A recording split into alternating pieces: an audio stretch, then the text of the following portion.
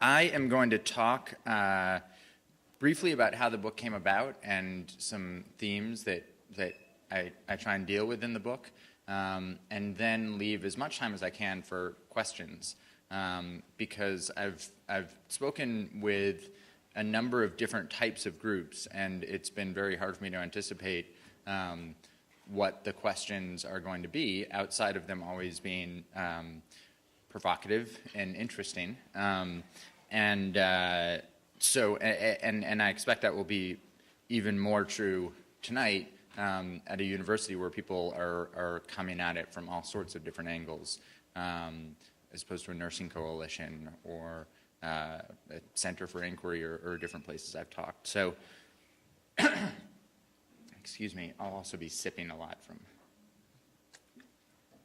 replenishing my liquids. This book, this project started for me about 3 years ago, a little more than 3 years ago. And at the time, I was newly married. My wife and I had just moved into Brooklyn, into an area where there were a lot of young parents, a lot of parents-to-be, and I started hearing more and more discussion about this issue, about whether or not parents should vaccinate their children, about whether kids were getting too many too soon, about whether there was mercury in vaccines that could cause developmental disorders. And what struck me right away was that when I asked people how they would go about making up their minds, I kept hearing again and again that these were decisions that people were making essentially on gut instinct. They would say things like, well, it feels like a lot. This feels like a lot to give a kid. It doesn't feel safe. It seems like there are too many chemicals in there. And that struck me, not because I knew at the time that there was evidence on one side or the other necessarily, and as someone who has spent most of his career as a reporter and an investigative reporter, I was very willing to believe that drug companies and the government were engaged in a massive cover-up, and there were profit motives and incompetence had combined to create a real public health problem. That, to me, seemed like a potentially great story, frankly. But I was surprised that so many people that I knew were not making these decisions based on an analysis of the evidence. And it especially struck me because it was the same group of people, my peers essentially, that were very, very dismissive and disdaining of controversies about other issues like climate change or evolution, where they felt like people who they disagreed with were ignoring the scientific evidence. So there seemed to be this great disconnect to me. One of the reasons, I should say, at the time that it was probably starting to come up a lot is because Jenny McCarthy had just come out, I think, with the second of now her 4 books, focusing on her belief that the measles, mumps, rubella vaccine had either caused or triggered her son's autism. And she said, I always try and be very careful with how I say this, but her story has not remained completely consistent, I guess, over the years. So I started looking into it, and I spent most of the last 3 years reading scientific studies, interviewing people, interviewing parents, parents whose children had died of vaccine-preventable diseases, parents whose children were very severely affected by autism, scientists, doctors, public health officials, activists, and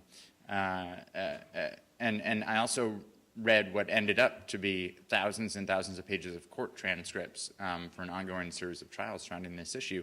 And at the end, it seemed really very clear to me that this wasn't a case where there was a legitimate debate that I felt about where the evidence actually lay. This was a situation in which there was an overwhelming amount of evidence on one side and a tiny number of discredited studies on the other side. So at that point, I really felt like there were two things that I had to address.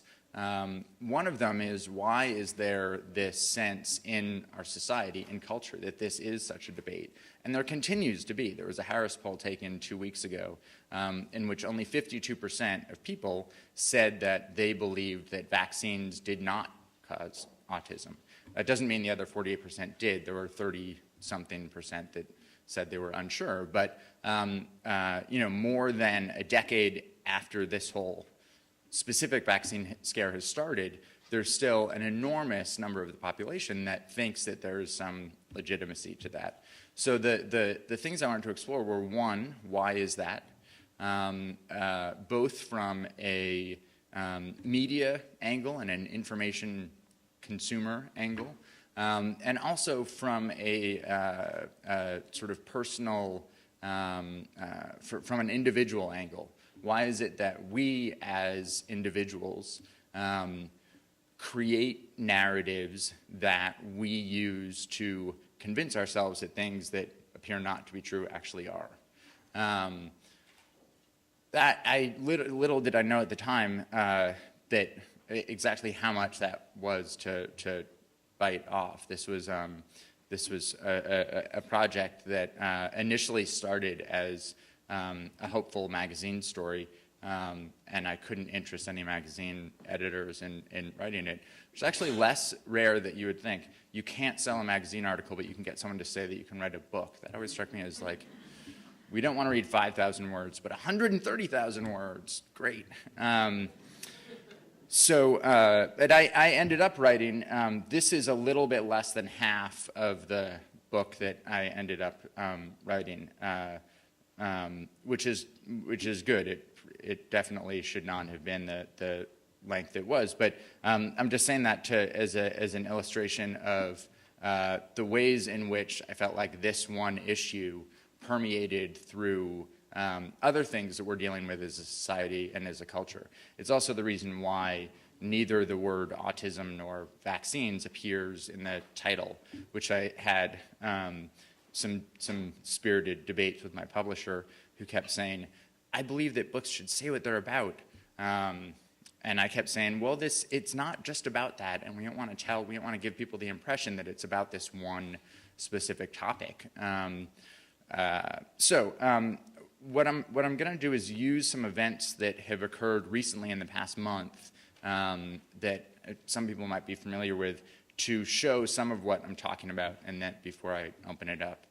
Now, I guess about 4 weeks ago, there was a series of reports in the British Medical Journal about a 1998 study that had appeared in The Lancet, which was the first study positing a link between vaccines and autism. That was the first time there had been a connection, a potential connection.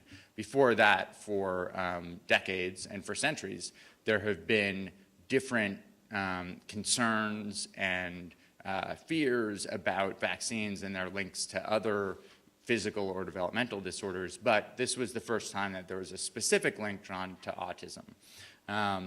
That paper in The Lancet involved the measles, mumps, rubella vaccine, the MMR vaccine, and the lead author was a British gastroenterologist named Andrew Wakefield. Excuse me. He was one of 13 authors on the study. What the British Medical Journal report that, or 3-part series that started coming out about a month ago, said was that Wakefield had committed outright fraud when he submitted this report.